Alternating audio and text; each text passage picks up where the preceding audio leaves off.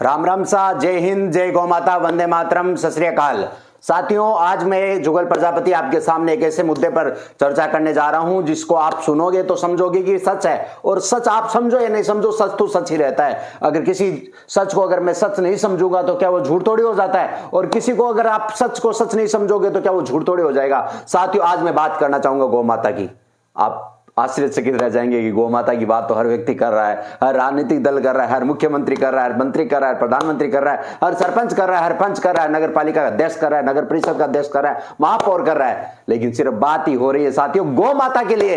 हमारे पास कोई योजना नहीं है, क्योंकि हमें गौ माता का कल्याण करना ही नहीं है। मैं आपको बताना चाहता हूं, अपने गांव से शुरुआत करता हूं, गांवों से शुरुआत करता हूं, जहां पर गायों के लिए गोचर भूमि हुआ करती थी। गाय वहां चरने जाया करते थे, वहां गाय हरी घास खाया करते थे। आज वो गोचर भूमि भूमाफियाओं के अंदर चली गई, अर्थात भूमाफियाओं के कब्जे में चली गई, या किसी ने उस पर कब्जा कर लिया। साथियों, आप सोचें, गौ माता का जयकारा भले लगाए, लगाना भी चाहिए, क्योंकि गौ माता हमारी माता है। कहा जाता है 33 कोटि देवता उसमें निवास करते हैं, 33 प्रकार के देवी देवता निवास करते हैं, भगवान निवास करते हैं। साथियों, आज आप अपने गांव के सरपंच से सवाल कीजिए कि आपको कितने साल हो गए सरपंच बने, 4 साल, 5 साल, 15 साल, कई 10 साल से भी सरपंच है। उनसे पूछिए कि आपने गोचर भूमि के लिए क्या किया। गोचर भूमि जो गायों के चरने के लिए भूमि रखी जाती थी, उसके लिए आपने क्या प्रयास किया, आपको कोई जवाब नहीं दे पाएगा। मैं देखता हूं सोशल साइट पर, व्हाट्सएप, फेसबुक, यूनिवर्सिटी पर लोग जयकारे लगाते हैं गौ माता के, और बड़े बड़े जागरण देने वालों ने भी अच्छा प्रयास किया, लोगों को जगाने के लिए प्रयास किया। लेकिन गोचर भूमि के लिए हमने क्या प्रयास किया,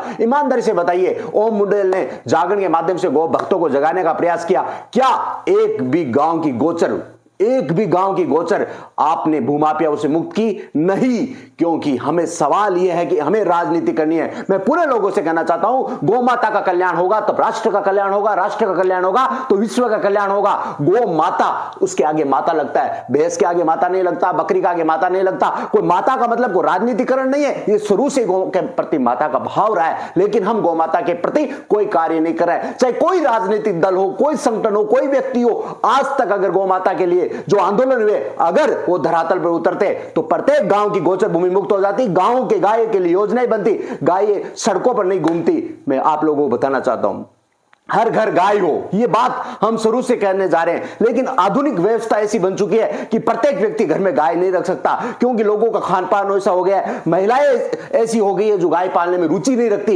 ये शाश्वत सत्य है, ये चाहे किसी भी घर की बात करें। लेकिन मैं आपको लोगों को बताना चाहता हूं कि गौ माता के लिए हमारे पास बड़ा विकल्प है, गोचर भूमि। साथियों, आज आप अपने पंच से, विधायक से, सरपंच से, सांसद से सवाल कीजिए कि हमारे गांव की गोचर भूमि कितना है। आप पटवारी के पास जाइए, तहसीलदार के पास जाइए, सरपंच के, ग्राम विकास अधिकारी के पास जाइए, ग्राम सेवक के पास कि हमारी गोचर भूमि कहां है। साथियों, हम ये काम नहीं करते, हम सिर्फ फेसबुक और व्हाट्सएप यूनिवर्सिटी पर बहस करते हैं। मैं आप लोगों से हाथ जोड़कर अपील करना चाहता हूं, गोचर भूमि के लिए आप आवाज उठाइए, फेसबुक पर भी उठाइए, व्हाट्सएप पर भी उठाइए, ट्विटर पर उठाइए, और अपने गांव में, पंचायत में भी उठाइए। विधायक को भी लेटर भेजिए, ईमेल करिए। कोई जरूरी नहीं आप विधायक से जाके मिले, आप ईमेल करिए, ईमेल भी बहुत बड़ा संसाधन, आप व्हाट्सएप करिए। लेकिन हम नहीं करेंगे। हम विधायक के जीतने के बाद, जीतने से पहले हम उनके स्टेटस लगाते हैं जिताने के।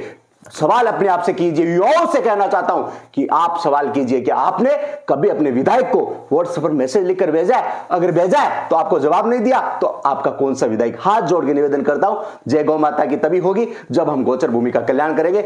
जय हिंद, वंदे मातरम, राम राम सा, जय गौ माता की। हमारा चैनल है